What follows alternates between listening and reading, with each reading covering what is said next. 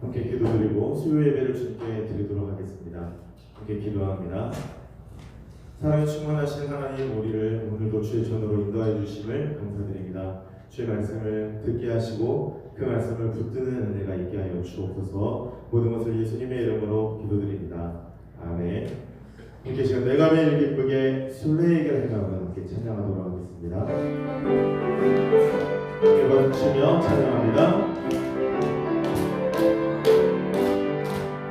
내가 매일 기쁘게 순례의 길에 가 주의 팔이 나를 안보함이요 내가 주의 등복을 받는 참된 비결은 주의 영이 함께하리라.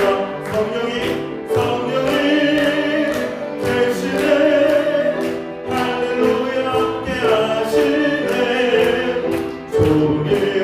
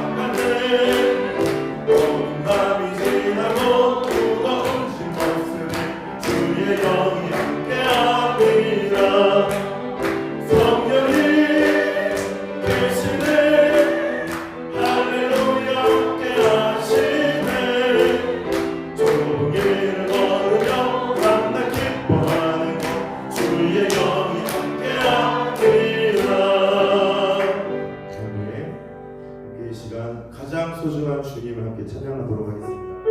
나 무엇과도 주님을 바꾸지 않으리 함께 찬양합니다.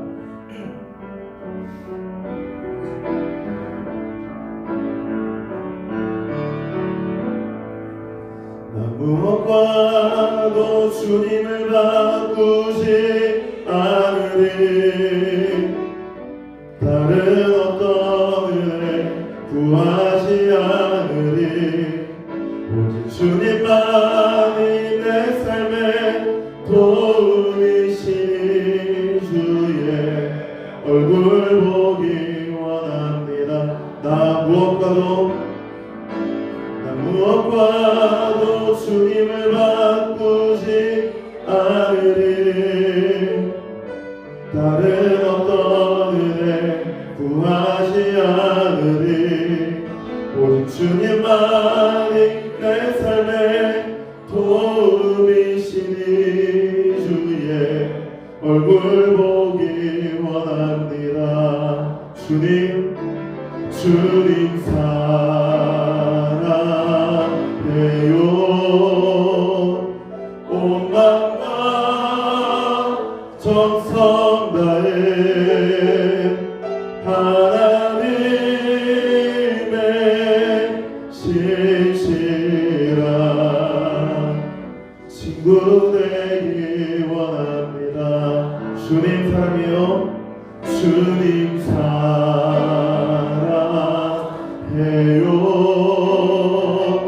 온 마음과 정성 다해 하나님의 신실한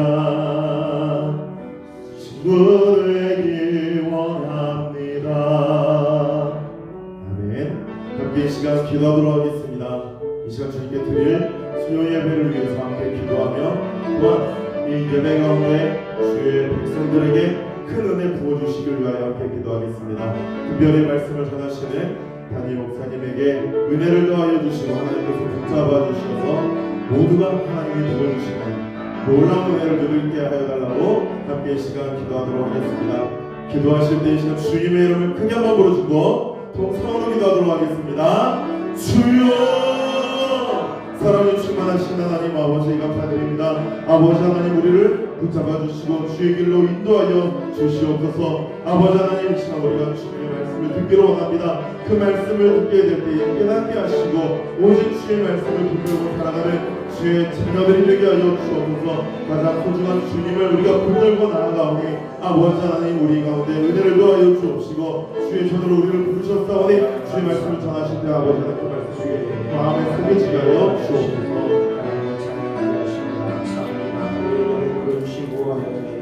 감격하는 시간 되게 도와주시고 하나님께 온전히 영광 돌리는 귀한 예배가 되게 도와주시옵소서. 하나님 아버지 감사합니다. 수요 예배로 모이게 하심을 감사드립니다. 이 시간 드려지는 예배가 신령과 진정으로 드려지는 예배가 되게 하옵시고 예배를 통하여 우리에게 주시는 은혜와 말씀이 충만하게 하시고 성령으로 충만케 하여 주시어서 우리의 삶이 하나님이 주시는 구원의 은혜에 감격하며 하나님께 영광을 돌리게 도와주시옵소서. 온전한 믿음의 변화로 우리의 삶에 큰 기쁨이 넘치게 도와주시옵소서. 모든 것 주님께 의지하오며 예수님의 이름으로 기도하옵나이다. 아멘.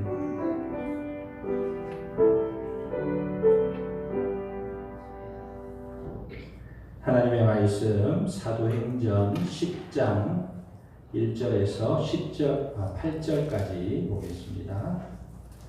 사도행전 10장 1절에서 8절 말씀입니다.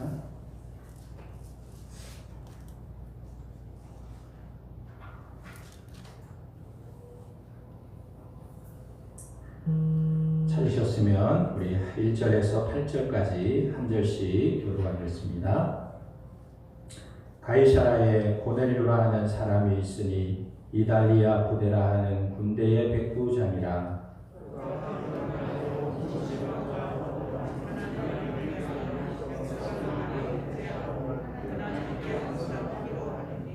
하루는 제 2시쯤 되어 환상 중에 밝기 봄에 하나님의 사자가 들어와 이르되 고넬료야 하니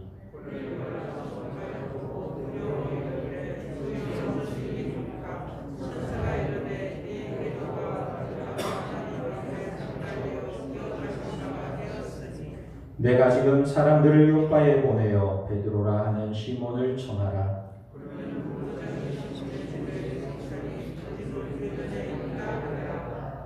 마침 말하던 천사가 떠나매 고넬료가 집안 아인들과 부하 가운데 경건한 사람 하나를 불러 이 일을 다 이루고 요바로 보내니라.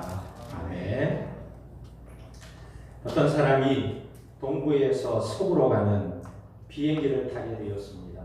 출장을 가는 길이었는데 비행기가 이륙하고 어느 정도 시간이 되었을 때 이 사람이 지난밤 잠을 잘 자지 못해서 그랬는지 빨리 잠을 청하게 되었습니다. 그래서 눈을 감고 잠을 자기 시작한 지 2분이 딱 지났는데 깜짝 놀라면서 벌떡 일어나서 막 주머니를 뒤지고 약을 찾는 거예요. 그래서 옆에 있던 사람들이 놀라가지고 아니 무슨 급한 일이라도 있습니까? 그랬더니 내가 지금 약을 먹어야 되는데 약을 먹지 않아서 지금 약을 찾고 있다고.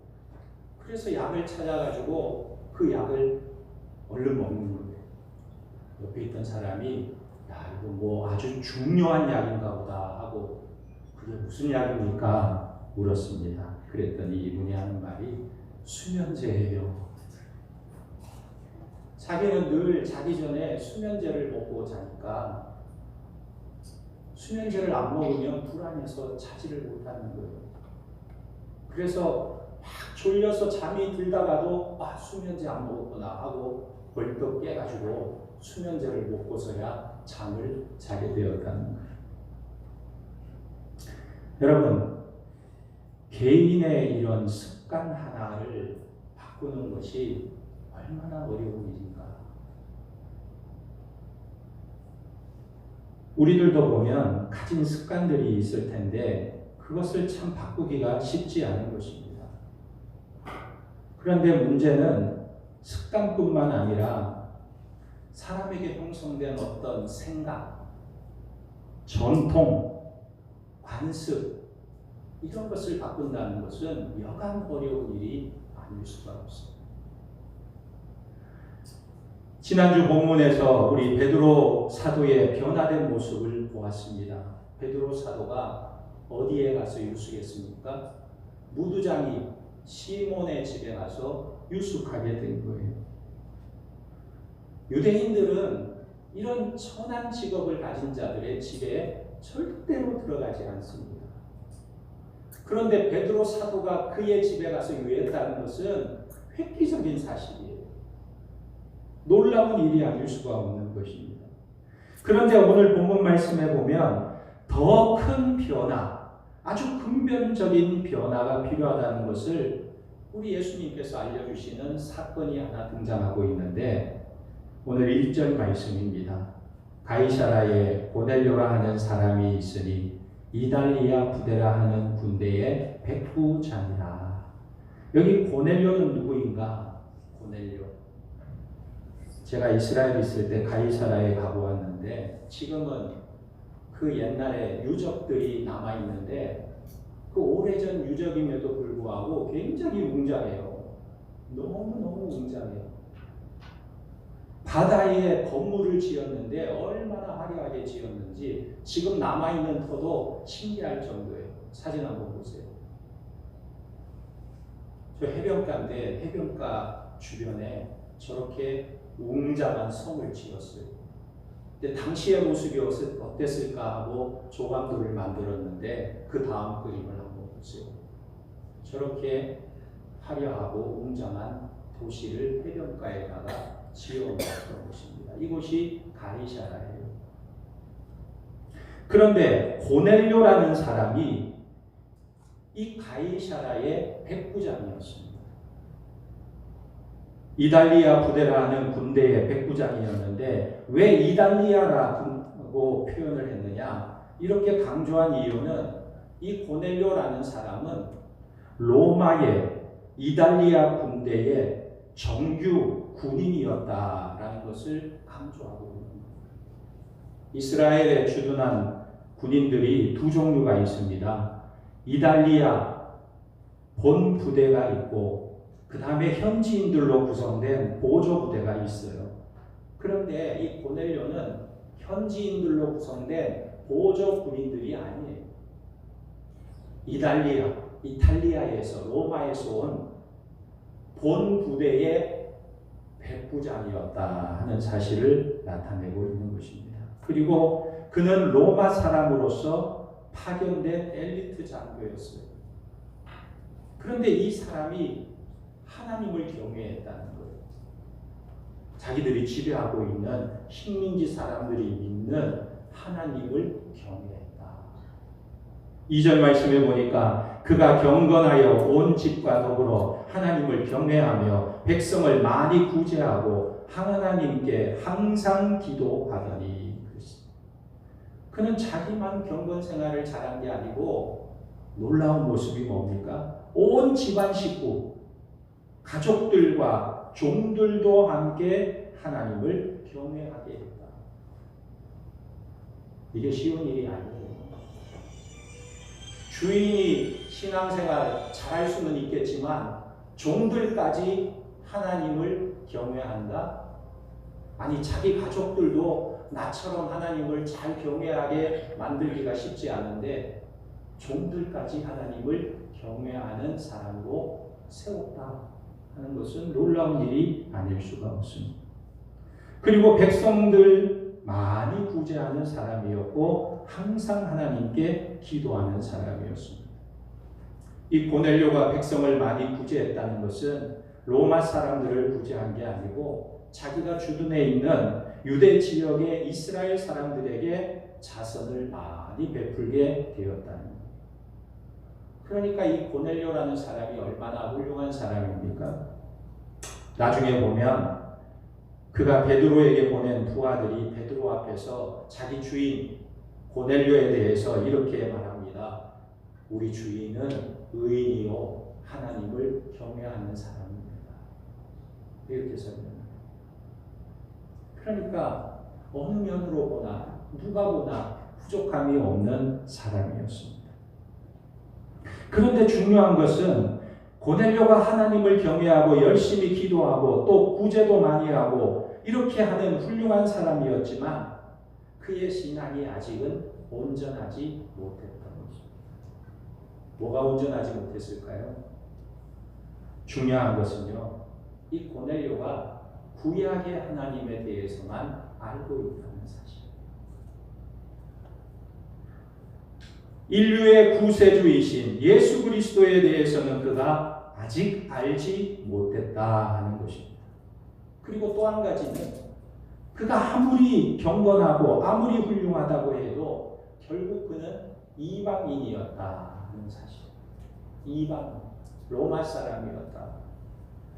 이것이 오늘 본문 문맥에서 가장 중요하게 보아야 될 내용인 것입니다. 아무리 훌륭해도 그는 이방 사람이었어요. 그러니까 다시 말하면 그가 아무리 훌륭해도 결국은 속되고 깨끗하지 못한 이방인인데 그 이방인을 하나님께서 부르시고 택하시고 깨끗하게 해주셨다라는 사실이에요. 어디에 초점이 있습니까? 하나님께서 그를 부르셨다. 하나님께서 그를 건져내셨다 하는 사실이라는 것. 그러니까 하나님께서 그렇게 해주셨다는 것이 오늘 말씀의 초점입니다. 사도 바울도 마찬가지입니다. 유대인으로서 얼마나 율법에 철저한 사람이었습니까? 그러나 그가 예수 그리스도를 알지 못할 때 예수를 믿는 사람들을 핍박하고 잡아 죽이는 일을 했어요. 그런데 예수님께서 그에게 나타나셔서 그를 만나주시고 그를 변화시켜 주셨어요. 하나님의 은혜 안에 들어오게 해주셨다는 거예요. 그리고 이 사도 바울에게 너는 내가 택한 나의 그릇이다 이렇게 말씀해 주셨던 것입니다. 마찬가지로 오늘 고넬료도 자기의 경건이나 구제가 근거가 되어서 하나님께서 그를 구원하신 것이 아닙니다. 하나님께서 그를 먼저 선택하시고 하나님께서 그를 깨끗하게 해 주심의 근거가 되어서 그가 복음의 은혜 안에 들어올 수 있게 된 것입니다. 이것이 고넬료 사건의 핵심인 거예요. 그러니까 이런 이방인도 하나님의 구원의 은혜 안으로 들어올 수 있게 되었다. 이게 놀라운 일이라는 것입니다. 오늘날 이 시대는 많이 변해서 우리가 여기에 대해서 별로 감각이 없지만 이 시대에는 이방인들이 구원받는다는 것은 있을 수가 없는 거예요. 생각할 수가 없는 일이에요. 그러므로 고넬료가 아무리 훌륭하게 살았고 기도하고 구제하고 경건 생활을 잘해서 하나님께서 구원하셨다는 것이 아니라 하나님께서 그를 선택하셨다는 것이 오늘 말씀의 초점인 것입니다. 그래서 3절에 보면요. 하루는 제9시쯤 되어 환상 중에 밝히 봄에 하나님의 사자가 들어와 이르되 고넬료야 하니 그랬어요. 유대인들은 항상 기도 시간을 정해놓고 기도하는 습관이 있었습니다. 근데 유대인들의 시간에 우리 시간으로 환산하려면 6을 더하면 돼요. 6. 제9시에 그랬습니다. 그러면 이 제9시는 오늘 우리의 몇 시가 됩니까? 6을 더하면 오후 3시가 됩니다. 3시. 고넬료가 환상을 본 것이 우리 시간으로 오후 3시입니다. 이 시간은 유대인들의 기도 시간이었어요. 그러니까 고넬료가 기도하고 있었다는 것입니다. 고넬료가 기도하고 있을 때 환상을 보았는데 하나님의 천사가 그에게 와서 그의 이름을 불러요. 고넬료야 이름을 부릅니다. 이것은 하나님께서 고넬료를 잘 알고 계신다는 뜻이죠. 천사가 고넬료에게 전해준 말이 두 가지 내용입니다. 첫째는 고넬료가 하고 있는 경건 생활을 인정해 주셨어요. 4절에 보니까 고넬료가 주목하여 보고 두려워 이르되 주여 무슨 일이니까 천사가 이르되 내 기도와 구제가 하나님 앞에 상달되어 기억하신 바가 되었으니 그랬어요. 하나님께서 그의 삶을 살펴보고 계셨다 하는 거예요. 경건한 생활과 구제하는 모습을 하나님께서 인정해 주신다 하는 거예요. 그리고 두 번째는 베드로를 청하라고 이야기합니다. 5절에 보니까 내가 지금 사람들을 요바에 보내어 베드로라 하는 시몬을 청하라. 그는 무두장이 시몬의 집에 유숙하니 그 집은 해변에 있다 하더라. 지금 천사가 베드로가 지금 어디에 있는지를 자세히 가르쳐 주면서 그를 청하라 말하고 있는 거예요. 그가 지금 요바에 머물러 있다. 요바에 있으니까 그를 청하라 그랬어요. 여러분 이 요바는 어느 지역에 있었냐면 가이사라 해변에서 해변길로 따라서 약 50km 남쪽으로 내려가면 지금의 텔라비브 국제공항이 있는 텔라비브 지역이 요바입니다. 그러니까 그렇게 먼 거리가 아니에요. 거기 해변에 무두장이 시몬이 살고 있었는데 베드로가 거기에 머물러 있으니까 그를 찾으라고 이야기했습니다.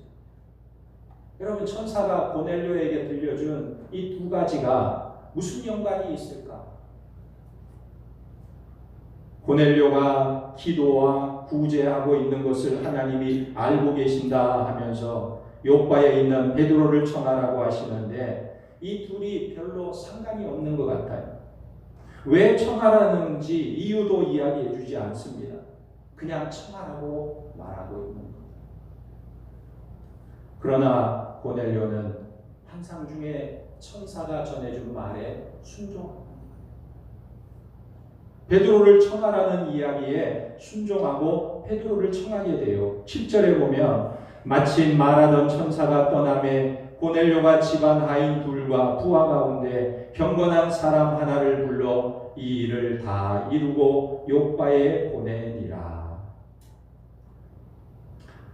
여기 이 7절 말씀을 보면 고넬료는 개인적으로 자기 집안 하인 2명 그리고 자기 부하 군인 중에 경건한 병사 1명을 뽑아서 이 3사람을 베드로에게 보내는 거예요. 자기에게 일어난 모든 사실을 이야기해 주면서 베드로에게 보내고 있습니다. 천사가 왜 베드로를 청하라고 이야기해 주지는 않았지만 그렇게 하라고 하는 데는 이유가 있는 것을 직감하고 천사의 말에 순종하고 베드로를 청하는 것입니다. 베드로를 청하기 위해서 경건한 사람을 뽑았다 하는 거예요. 왜 경건한 사람을 뽑았을까요? 뭔가 하나님께서 나에게 들려주실 말씀이 있는가 보다 생각했기 때문에 하나님을 알지도 못하는 하나님을 경외하지도 않는 자기 부하를 보내면 일을 제대로 할 것 같지 않아서 하나님을 경외하는 자를 보냈던 거예요. 그가 정말 경건한 사람이었다는 것을 여기서 확인할 수가 있는 것입니다. 그런데 고넬료는 그래도 이방인이었다는 사실. 자, 그런데 한편으로 베드로 사도는 어떻습니까? 부정한 자로 낙인이 찍혀 있는 무두장이의 집에 유대인 사도 베드로가 여러 날 머물고 있었어요. 놀라운 일이죠. 고넬료의 집에서 이런 일이 일어나고 있던 그때 베드로도 하나님께 기도하고 있었던 것입니다. 어떤 일이 벌어지고 있었어요?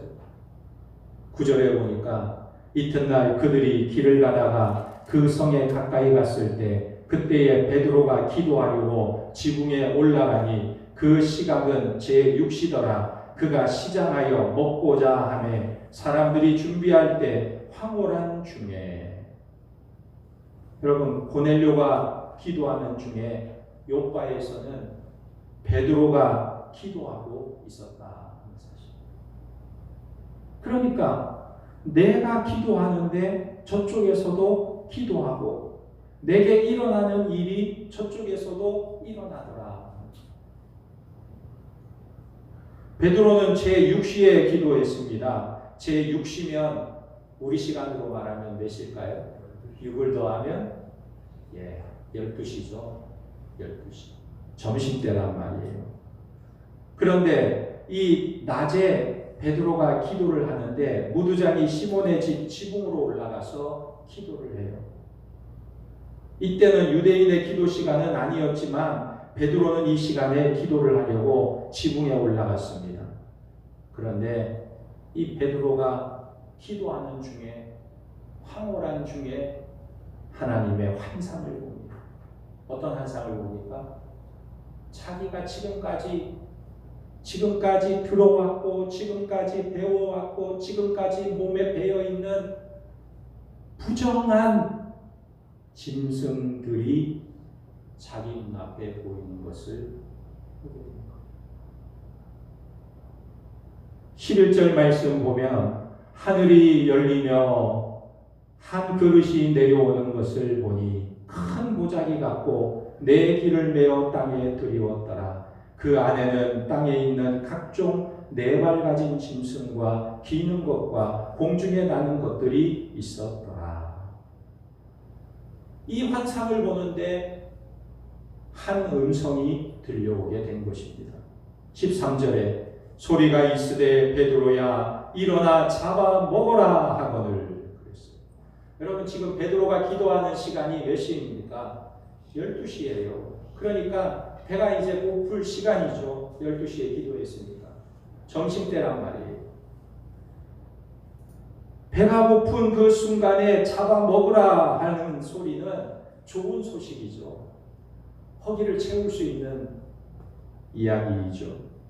그런데 베드로가 어떻게 반응합니까? 알겠습니다. 잡아먹겠습니다 하는 게 아니고 정반대의 표현을 합니다. 14절 말씀에 베드로가 이르되 주여 그럴 수 없나이다. 속되고 깨끗하지 아니한 것을 내가 결코 먹지 아니하였나이다 한데 주여 안 됩니다.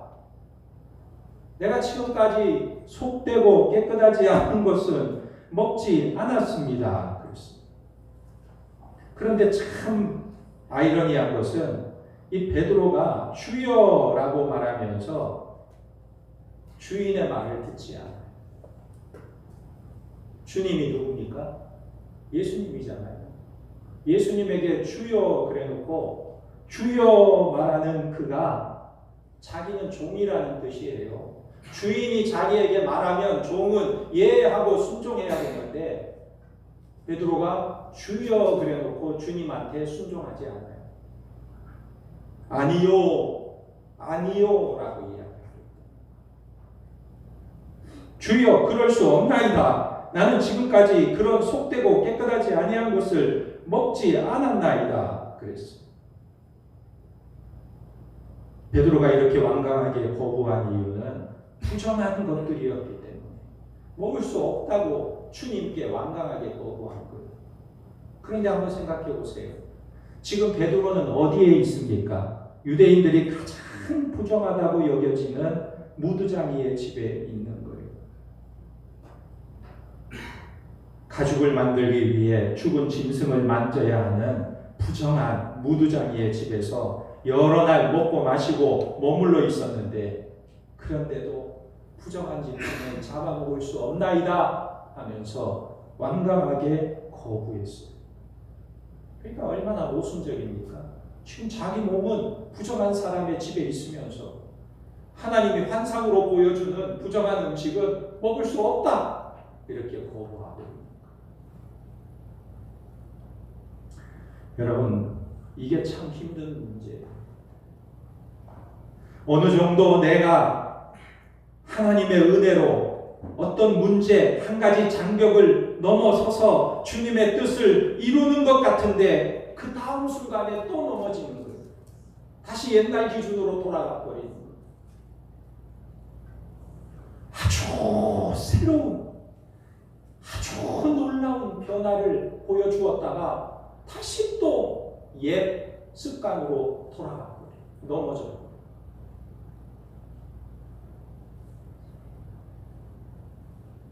우리 예수님께서는 바로 이런 탐을 무너뜨리기 위해서 이 땅에 오신 것입니다. 그래서 15절 말씀에 보면 또 두 번째 소리가 있으되 하나님께서 깨끗하게 하신 것을 내가 속되다 하지 말라 하더라. 또다시 말씀하세요. 그리고 16절에 보면 이런 일이 세 번 있은 후 그 그릇이 곧 하늘로 옮겨 올려져 가니라. 이렇게 주님께서 세 번이나 반복적으로 명령하시자 이제 그 환상이 끝나버렸습니다. 베드로가 자기가 본 환상이 도대체 무엇일까? 이 환상이 도대체 무엇일까? 속으로 어리둥절하게 생각했어요. 그러나 이 베드로가 의아하려 하는 것과 상관없이 하나님께서 주시는 메시지가 분명한 것입니다. 어떤 메시지예요? 베드로야, 내가 깨끗하게 한 것이면 깨끗한 것인 줄 알고 먹어라. 내가 깨끗하게 한 것이라면 깨끗한 줄 알고 받으라. 하나님께서 말씀하고 계시는 거예요. 하나님이 깨끗하게 하신 것을 네가 왜 더럽다고 하느냐? 하나님이 깨끗하게 하신 것을 왜 네가 못 받아들이느냐? 여러분, 우리도 이럴 때가 얼마나 많습니까?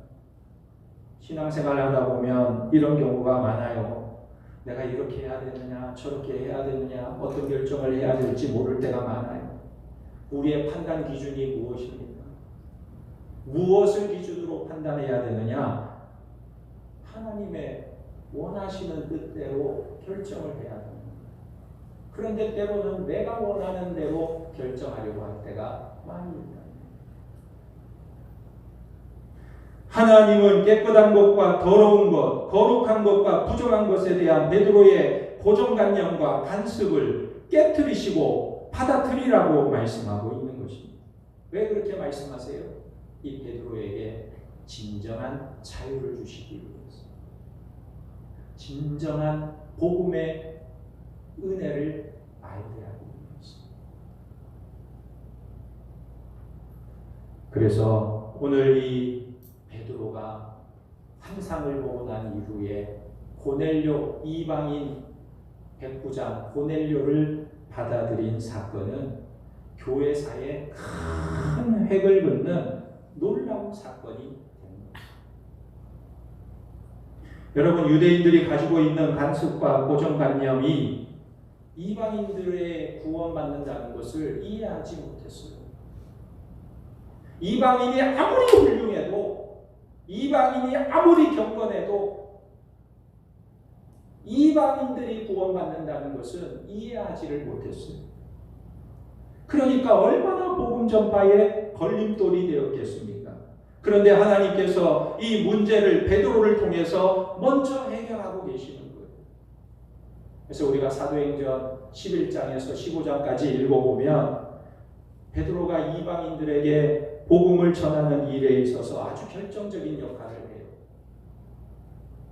11장에 가면 베드로가 나중에 예루살렘으로 다시 올라갔을 때 유대인들 할례자들이, 이 할례자들은 예수 믿는 할례자들이에요.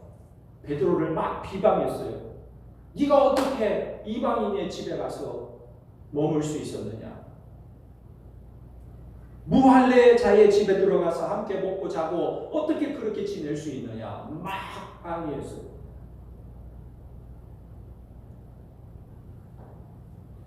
그러나 베드로 사도가 그 말을 듣고 나서 자기에게 일어났던 일들을 설명해 주면서 이렇게 잘 이야기를 해주니까 저들이 받아들이게 되었어요. 뭐라고 받아들였느냐? 아, 그러면 하나님께서 이방인에게도 생명 얻는 회개를 주셨도다. 하나님께서 우리 유대인들만 구원하는 게 아니고 이방인들에게도 생명 얻는 구원을 주셨구나. 하나님이 주셨구나. 이렇게 받아들이게 돼요. 하나님께서 이방인을 구원하시기 위해서 베드로 사도를 준비하고 계셨던 거죠. 우리나라도 기독교 초기 조선시대 때 이런 일들이 있었어요. 당시에는 계층이 있었어요. 사람들이. 최하류 계층이 7천반으로 불렸는데 최하류 계층이 어떤 사람들이었냐면 포졸, 광대, 고리장, 무당, 기생, 갑바치, 백정. 그러니까 7천반 중에서도 백정은 제일 꼴찌예요. 제일 꼴찌. 제일 천한 사람. 그래서 이 백정들은 천한 신분이기 때문에 호적에 등록하지도 않았어요. 적이 없어요. 적이. 무적자였기 때문에 인구조사에서도 제외되었습니다. 그리고 이 백정들은 상투를 올려서는 안 돼요. 아무리 나이 많은 백정일지라도 상투를 들지 못했어요. 그러니까 어린아이 취급을 당했어요. 나이 어린 양반 아이가 백정을 보고 야 이놈아 이렇게 말할 정도로 나이가 아무리 많아도 상투를 못 두니까 애 취급을 받았다. 그런데 당시에 백정 박성춘이라는 사람이 있었는데 그에게는 아들이 있었습니다. 봉출이라는 아들이 있었어요. 이 박성춘이가 자기가 백정으로 천대받는 것 내 대에서 좀 끊어졌으면 좋겠다.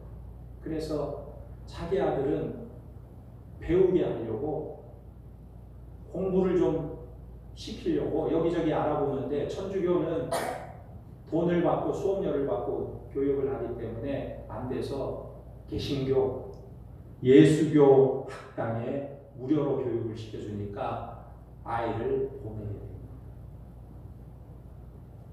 그 예수교 학당에서 사무엘 무어 목사가 가르치고 있었습니다.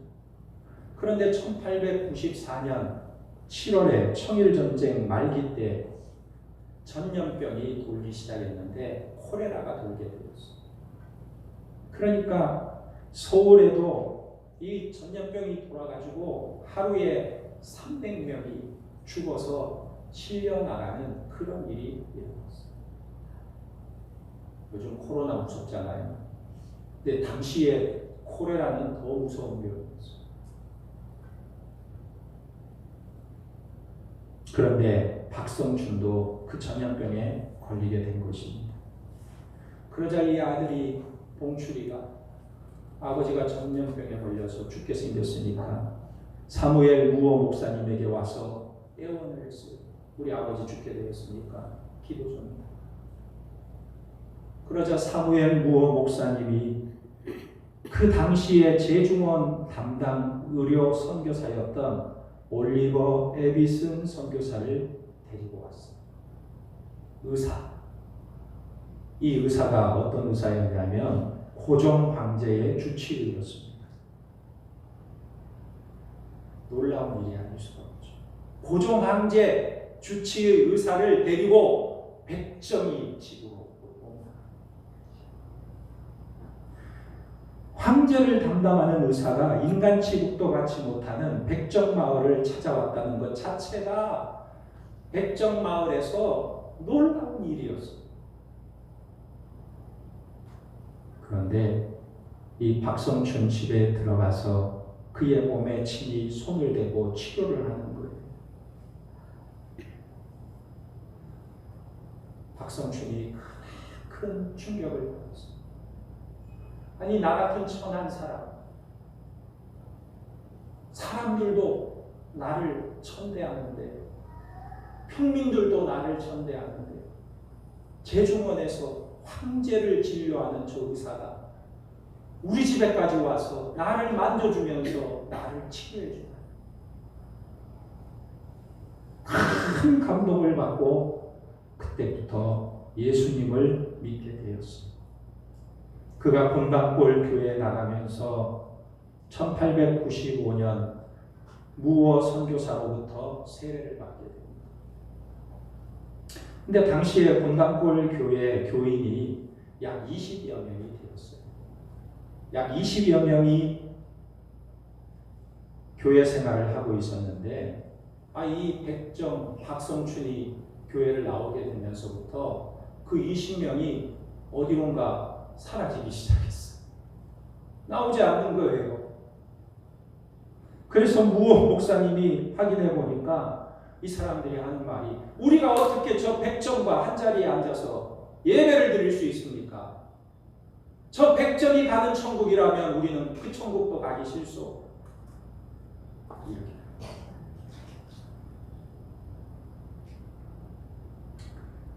저 백정들을 따로 자리를 만들어서 뒤쪽 한 구석에다가 앉게 하고 우리가 앞자리에 앉으면 몰라도 그렇게 하지 않으면 우리는 교회에 나오지 않겠소.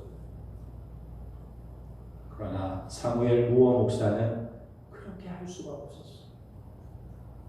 교인들이 요구해도 그렇게 할 수가 없었어. 왜? 하나님의 뜻이 아니야. 결국은 이 백정들을 데리고 홍문수골 교회를 이 곤당골 교회를 지키게 되었고, 그 교회를 떠난 양반들은 자기들이 교회를 세우게 되었습니다. 홍문수골 교회를 만들게 되었습니다. 그래서 양반과 천민이 따로 예배를 드립니다. 홍문수골 교회는 양반교회, 곤당골 교회는 백정과 천민의 교회였습니다. 그런데 놀라운 것은요, 이 천민교회가 부흥하는 거예요. 갈수록 부흥하는 거예요. 그런데 양반교회는 부흥이 되지 않아요.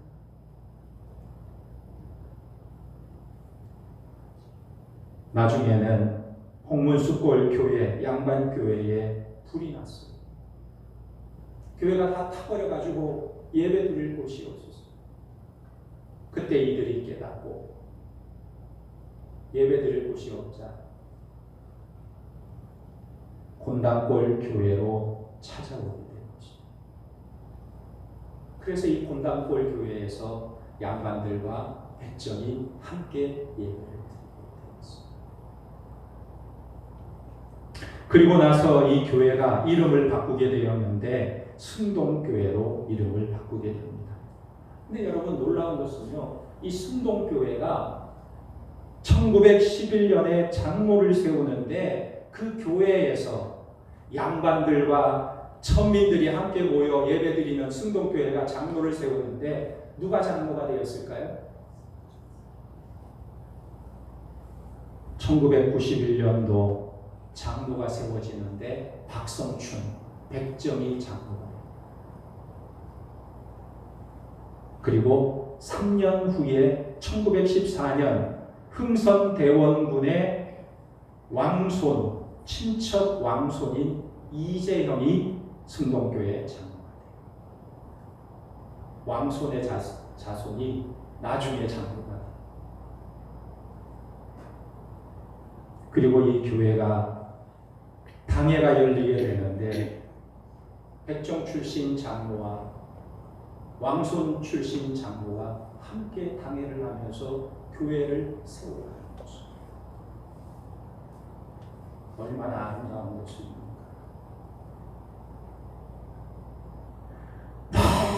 너무나 상상할 수 없고 불가능한 일이 초대교회, 한국교회에서 일어났다는 거예요. 마르다 헌틀리라는 선교사가 한국 개신교 선교 역사라는 그런 글을 썼는데 이 사무엘 무어 선교사의 백정 해방 운동이 세계를 뒤집어 놓은 사건이다. 이렇게 평가를 했습니다. 세계를 뒤집어 놓은 사건. 리컨 대통령의 노예 해방 선언으로 미국 흑인들이 얻은 기쁨, 이 기쁨은 한국 백정들의 기쁨보다 결코 더 크지 않다. 여러분, 하나님의 택하심과 구원이 얼마나 놀라운 은혜가 있습니다. 우리나라가 오늘날 이렇게까지 성장하고 이렇게까지 부흥하게 된 것은 하나님의 선택하신 은혜인 줄 믿으시기 바랍니다. 하나님의 놀라운 구원의 은혜가 우리에게 임했기 때문에 하나님께서 왜 이스라엘 백성들을 선택하셨습니까? 무엇 보고 하나님이 이스라엘 백성들을 선택하셨습니까? 너희가 세계 모든 민족 중에 가장 작은 민족이어서 내가 너희를 택했다. 너희로 하여금 내가 모든 민족에게 구원을 베풀고자 너희를 택했다. 하나님이 우리를 선택하심이 얼마나 놀라운 은혜인가. 또 하나님이 나를 선택하시고 나를 구원하셨다는 사실이 놀라운 축복인가. 우리가 이 은혜와 이 사랑을 풍성히 누리는 하나님의 거룩한 백성들이 되기를 예수님의 이름으로 축원합니다. 아멘. 우리 함께 기도하겠습니다. 하나님 아버지, 우리를 창세전에 예정하시고 구별하시고 선택하여 주셔서 하나님을 믿는 거룩한 백성 삼아주신 것 감사를 드립니다. 우리가 예수를 믿고 구원받아 하나님의 자녀가 되었사오니 이제는 우리의 옛 관습을 벗어버리고 옛 모습을 벗어버리고 새로운 가치와 새로운 모습으로 변화되어 하나님의 구원의 역사에 동참하는 하나님의 백성들이 되게 도와주시옵소서. 우리의 온전한 믿음과 신앙으로 교회에 늘 기쁨과 위로와 소망이 넘치는 아름다운 삶이 되게 도와주시옵소서. 모든 것 주님께 의지하오며 예수님의 이름으로 기도하옵나이다. 아멘. 찬송가 420장 찬송하겠습니다.